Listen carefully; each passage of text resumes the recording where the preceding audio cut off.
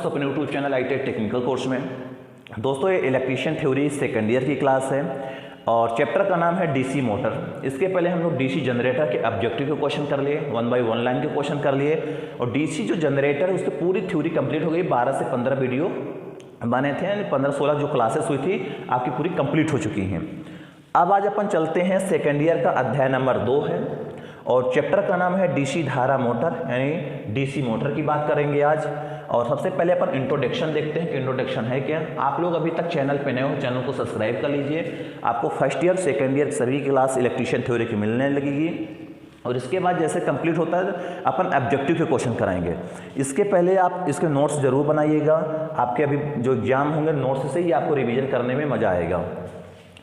चलिए सबसे पहले इंट्रोडक्शन देख लेते हैं। इंट्रोडक्शन में क्या बोला गया है, यानी परिचय देख लेते हैं डीसी मोटर का। ठीक, अब ये बोला गया है कि वैद्युतिक ऊर्जा को यांत्रिक ऊर्जा में परिवर्तित करने वाली मशीन मोटर कहलाती है। वैद्युतिक ऊर्जा को यांत्रिक ऊर्जा में परिवर्तित करने वाली मशीन जो होती है मोटर कहलाती है। जनरेटर में क्या पढ़े थे, मैकेनिकल एनर्जी को परिवर्तित करने वाली इलेक्ट्रिकल में डीसी जनरेटर कहलाती है। अब यहाँ पे हम जब किसी भी मोटर को बिजली सप्लाई देते हैं तो हमें एनर्जी देती है मैकेनिकल एनर्जी, और जनरेटर में क्या करते थे, मैकेनिकल एनर्जी पहले देते थे, वो हमें इलेक्ट्रिकल एनर्जी देती थी।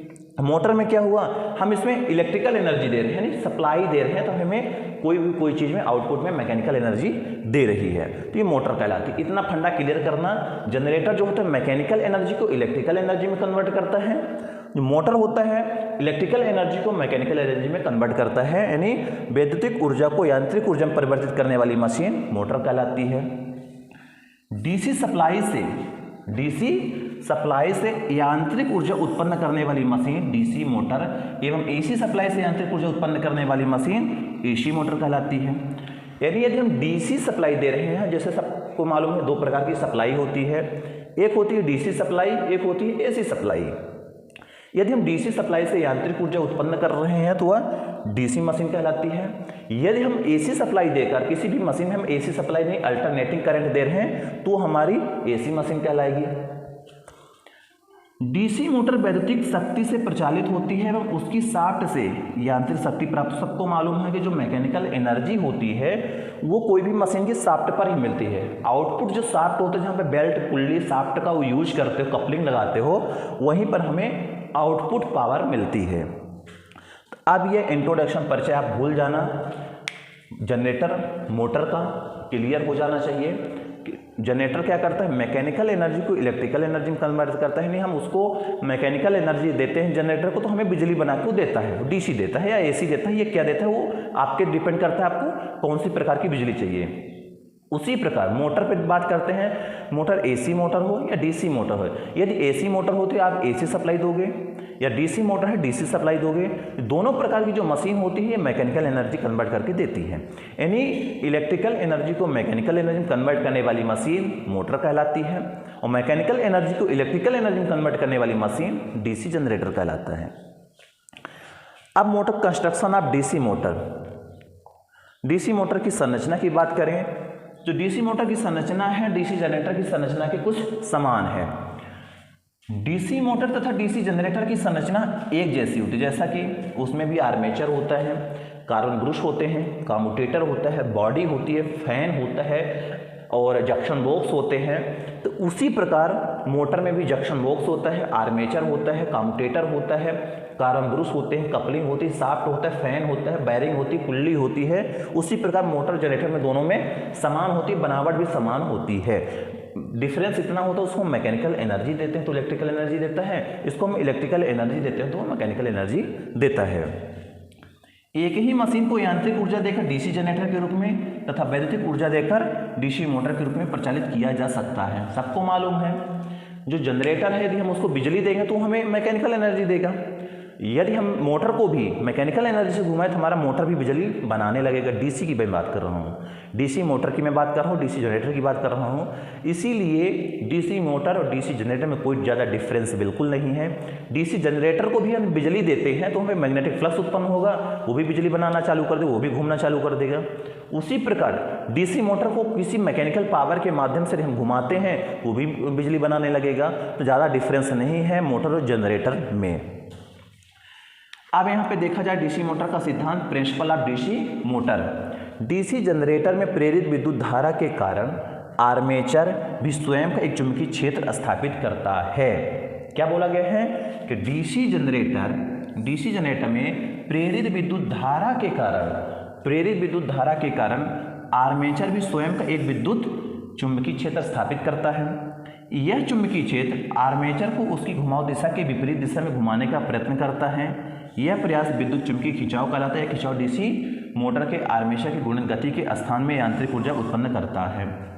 यानी क्या करता है कि डीसी जनरेटर में जो प्रेरित विद्युत धारा है, डीसी जनरेटर में प्रेरित यानी जो बिजली बनती है धारा के कारण आर्मेचर भी एक मैग्नेटिक फ्लक्स या चुंबकीय फ्लक्स बनाता है, चुंबकीय क्षेत्र स्थापित करता है। यह चुंबकीय जो क्षेत्र होता है तो आर्मेचर को उसकी जो घूमने की दिशा है उसके विपरीत दिशा में घुमाने का प्रयत्न करता है।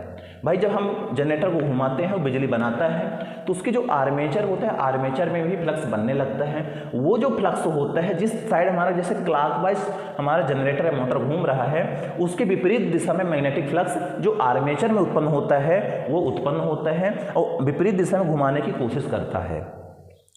यही जो कंटिन्यू जो प्रयास है विद्युत चुंबकीय खिंचाव कहलाता है। तनाव, खिंचाव यानी स्ट्रेंथ। यह खिंचाव ही डीसी मोटर के आर्मेचर में घूर्णन गति के रूप में यांत्रिक ऊर्जा उत्पन्न करता है। इसी कारण हमारी मोटर घूमती है और मैकेनिकल एनर्जी प्रोवाइड कराती है। अब आता है फ्लेमिंग का बाएं हाथ का नियम। जनरेटर में हम लोग फ्लेमिंग के राइट हैंड रूल पढ़े थे, मोटर में पढ़ेंगे फ्लेमिंग के left hand rule. Fleming's left hand rule की बात कर लेते हैं कि किसी चुंबकीय क्षेत्र में अवस्थित विद्युत धारावाही चालक में उत्पन्न होने वाले टार्क की दिशा ज्ञात करने के लिए फ्लेमिंग नामक वैज्ञानिक ने एक नियम बनाया जो फ्लेमिंग का बाएं हाथ का नियम कहलाता है।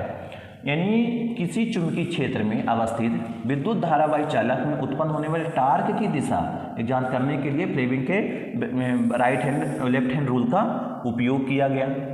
अब आपसे कोई पूछे कि मोटर पे जो फ्लेमिंग का लेफ्ट हैंड रूल क्यों उपयोग किया गया, क्यों हम लोग लगाते हैं, तो आप बताओगे टार्क की दिशा ज्ञात करने के लिए ही फ्लेमिंग नामक वैज्ञानिक ने लेफ्ट हैंड रूल बताया था।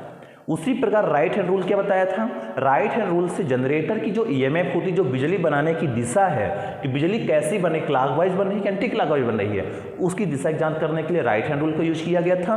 और फ्लेमिंग का जो बायां नियम है, जो लेफ्ट हैंड रूल है, वो टार्क की दिशा ज्ञात करने के लिए लेफ्ट हैंड रूल का उपयोग किया गया था। ये किसने किया था? फ्लेमिंग नामक वैज्ञानिक ने। यह नियम कुछ निम्न प्रकार है। जो नियम है कुछ निम्न प्रकार है। या यदि बाएं हाथ की प्रथम दो उंगली तथा अंगूठे को परस्पर समकोण बनाते हुए इस प्रकार फैलाया जाए कि पहली उंगली चुंबकीय क्षेत्र की दिशा, बीच की उंगली चालक में विद्युत धारा प्रवाह की दिशा को इंगित करे, तो अंगूठा जो होता है चालक की घुमाव की दिशा करेगी। यानी यदि हमारा ये लेफ्ट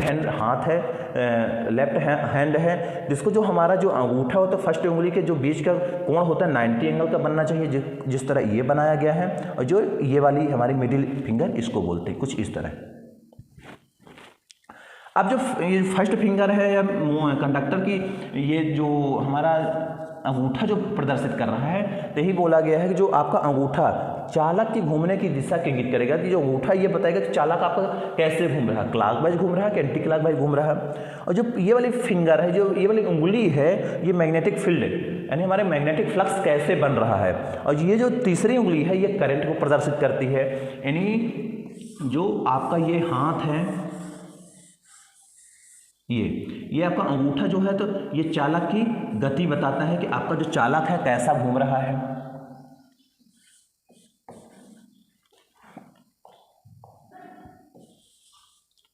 ये चालक बताएगा, ये फ्लक्स बताएगा और ये करंट बताएगा। यहाँ पे दिया गया है कि तीसरी उंगली करंट की बताती है, फर्स्ट उंगली मैग्नेटिक फ्लक्स की बता रही है, जो अंगूठा है चालक की गति की दिशा बताता है। यही जो राइट हैंड रूल था, तो जो तीसरी उंगली थी, तो यहाँ पर ईएमएफ की दिशा बता रहा था कि ईएमएफ यानी बिजली कैसे बन रही है। तो क्लियर हो गया होगा। जो लेफ्ट हैंड रूल है, अंगूठा जो होता है कंडक्टर की दिशा की गति बताता है कि कंडक्टर के घूमने की गति क्या है। फर्स्ट उंगली जो होता है मैग्नेटिक फ्लक्स की दिशा बताता है, और तीसरी उंगली जो है, दूसरी उंगली जो है ये बताती है करंट की दिशा, करंट। और यहीं पे राइट हैंड रूल होता है, तो राइट हैंड रूल में जो हमारी दूसरी उंगली है ये बताती थी ईएमएफ की दिशा, कि हमारी ईएमएफ यानी बिजली कैसे बन रही है। ठीक, तो ये लेफ्ट हैंड जो रूल है ये मोटर पे दर्शाया जाता है, लगाया जाता है। जो राइट हैंड रूल है वो जनरेटर पे लागू होता है। क्लियर हो जाना चाहिए। राइट हैंड रूल के माध्यम से हम जनरेटर में जो बिजली बनती है, बिजली बनने की दिशा को ज्ञात करते हैं। मोटर पे जो हम लोग टार्क उत्पन्न होता है, टार्क की दिशा ज्ञात करने के लिए ही हम लोग बाएं हाथ का नियम यूज किए थे। ठीक, जैसे यहाँ पे 4 फिंगर फ्लक्स बता रहा है, मिडिल फिंगर करंट का बता रहा है, थंब बता रहा है मोशन का। मोशन यानी ये बताता है कि आपके करंट चालक कैसे घूम रहा है। ये जो दूसरी उंगली है ये वाली बताती है करंट की दिशा, और ये बताता है मैग्नेटिक फ्लक्स को। अब वर्किंग मेथड आप डीसी जनरेटर की बात कर लेते हैं कि डीसी जनरेटर की वर्किंग कैसे है। फ्लेमिंग के बाएं हाथ के नियम के अनुसार, फ्लेमिंग के बाएं हाथ के नियम के अनुसार जब तक लूप में विद्युत धारा प्रवाहित होती है, लूप यानी कॉइल में जब बिजली प्रवाहित होती है और वह चुंबकीय क्षेत्र में विद्यमान रहता है, मैग्नेटिक फ्लक्स में उपस्थित रहता है, तब तक आर्मेचर लूप में उत्पन्न हुआ टार्क लूप को वामावर्त दिशा में घुमाता रहता है तथा लूप वामावर्त दिशा में घूर्णन करने का प्रयत्न करता है। लूप उल्लेखनीय है कि आर्मेचर लूप के आधा चक्कर घूम जाने के बाद चालक बी उत्तरी ध्रुव के प्रभाव में तथा चालक ए दक्षिणी ध्रुव के प्रभाव में आ जाता है, परंतु इसी समय कम्यूटेटर के द्वारा विद्युत धारा की दिशा भी परिवर्तित हो जाती है और पुनः वामावर्त दिशा में ही टार्क उत्पन्न होता है। इस प्रकार आर्मेचर लूप लगातार वामावर्त दिशा में ही घूर्णन करता रहता है तथा घूर्णन दिशा परिवर्तित नहीं होती। डीसी मोटर के आर्मेचर में अनेक चालक लूप स्थापित किए जाते हैं जिससे कि अधिक टार्क उत्पन्न किया जा सके। ठीक, फिर आता है घूर्णन दिशा को परिवर्तित करना है। यदि आपने अपने मोटर की घूमने की दिशा को परिवर्तित करना है तो वो भी कर सकते हैं। किसी डीसी मोटर की घूर्णन दिशा को परिवर्तित करने के लिए बहुत सारे विधि अपनाई गई हैं। जैसा कि फर्स्ट नंबर मेथड दिया गया है क्षेत्र धारा की दिशा। क्षेत्र धारा की दिशा अपन कल पढ़ते हैं कि घूर्णन दिशा को कैसे परिवर्तित करना है। अपन आज वर्किंग मेथड तक पढ़ लिए और मोटर में लेफ्ट हैंड रूल क्या होता है वो पढ़ लिए और इंट्रोडक्शन पढ़ लिए कि मोटर की परिभाषा क्या है, जनरेटर की परिभाषा क्या है, कंस्ट्रक्शन क्या है, यानी संरचना क्या है। तो देखो संरचना में ज़्यादा अंतर नहीं है, संरचना जनरेटर की हो मोटर की हो सेम है और वर्किंग मेथड भी सेम है। और अपन अब कल पढ़ते हैं कि यदि हमारे मोटर क्लॉकवाइज घूम रही है तो उसको हम एंटी क्लॉकवाइज कैसे घुमाएंगे वो भी तो जानना है। तो ये कल अपन पढ़ते हैं। इसके पहले अपन लोग डीसी जनरेटर के पढ़ लिए हैं। डीसी जनरेटर आप कंप्लीट कर लीजिए, उसके अब कंपटीशन लेवल के मैं ऑब्जेक्टिव आपको पढ़ा दूंगा। ऑब्जेक्टिव जब पढ़ लोगे तो आपको और क्लियर हो जाएगा सारी चीज़ें। मिलते हैं नेक्स्ट वीडियो पे। जय।